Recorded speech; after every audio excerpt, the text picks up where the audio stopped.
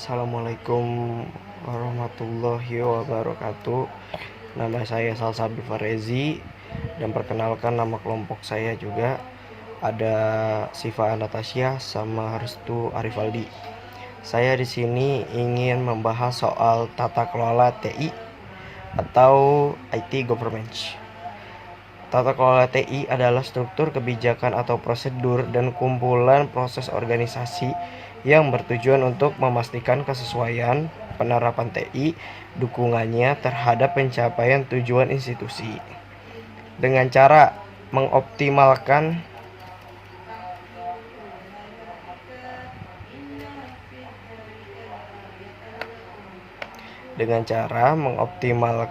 keuntungan dan kesempatan yang ditawarkan TI, mengendalikan penggunaan terhadap sumber daya TI, dan mengelola risiko-risiko terkait TI.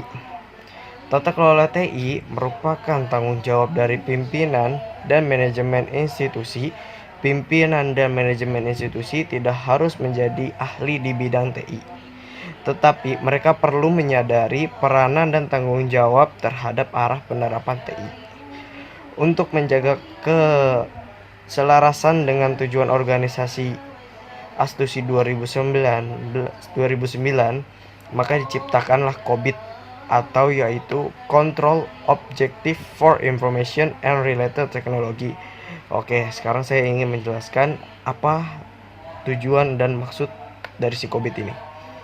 COBIT adalah Control Objective for Information and Related Technology, merupakan sekumpulan dokumentasi dan panduan untuk mengimplementasikan IT governance dengan kerangka kerja yang membantu auditor, manajemen, dan pengguna atau user untuk menjembatani pemisah atau gap antara resiko bisnis, kebutuhan kendali, dan permasalahan-permasalahan teknis.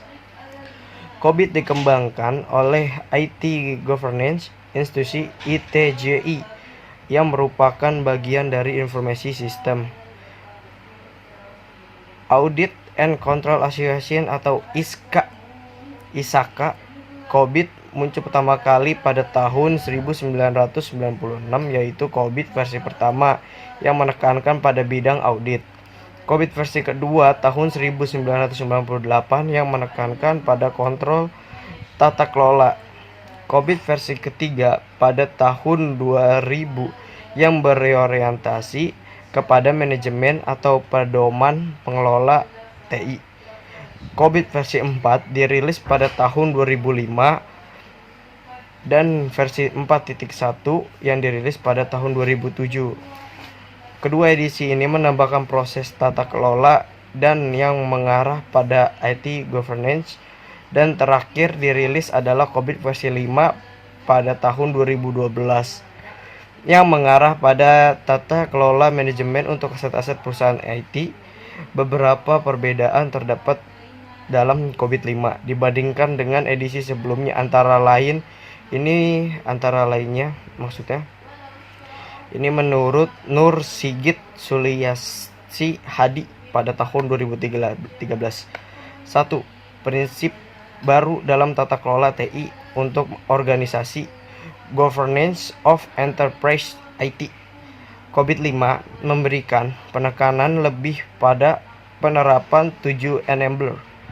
COBIT 5 mengidentifikasi model referensi proses yang baru dengan tambahan domain governance dan beberapa proses baru atau modifikasi COBIT edisi sebelumnya.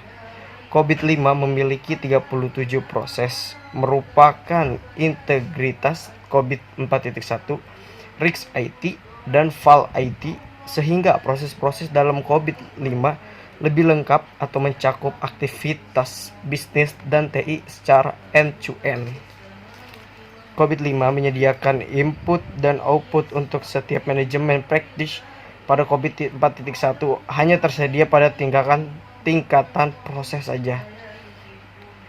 COBIT 5 memberikan diagram Ricci chart yang lebih lengkap, terinci, dan memberikan perbedaan yang sangat jelas terhadap tanggung jawab dalam bidang TI. COBIT 5 menggunakan model penilaian yaitu Capability model dengan pendekatan baru yang berbasis pada ISO atau IEC 15504. Di sini kelompok saya akan membahas tentang implementasi tata kelola teknologi informasi berdasarkan framework COVID 5 pada PT Krakatau Tirta Industri. Adapun masalahnya, PT Krakatau Tirta Industri merupakan sebuah BUMN yang belum menerapkan sebuah kerangka kerja dalam pengelolaan tata kelola teknologi informasi mereka. PT Krakatau Tirta juga merupakan industri yang berada pada level 1 dan memiliki kesenjangan sebesar 2 karena perusahaan menetapkan kondisi target pada level 3. Solusi atau cara penyelesaian. 1. Dalam proses implementasi tata kelola teknologi informasi menggunakan framework COVID 5 pada komponen Continual Improvement Life Cycle atau disebut dengan CI dapat dilakukan sampai pada fase terakhir yaitu fase ke-7. 2. Fokus dalam melakukan implementasi tata kelola teknologi informasi menggunakan framework COVID 5 bisa pada komponen lainnya yaitu komponen Change Enablement atau disebut juga dengan CE dan Programmer Management atau disebut juga dengan PM. Hasil penelitian yang kami dapatkan, perancangan rekomendasi perbaikan dari prosedur praktik dasar dan dokumen output yang belum tersedia guna memenuhi level 1, serta untuk mengetahui hasil implementasi kerangka kerja COVID 5 pada perusahaan dalam mengelola tata kelola teknologi informasi.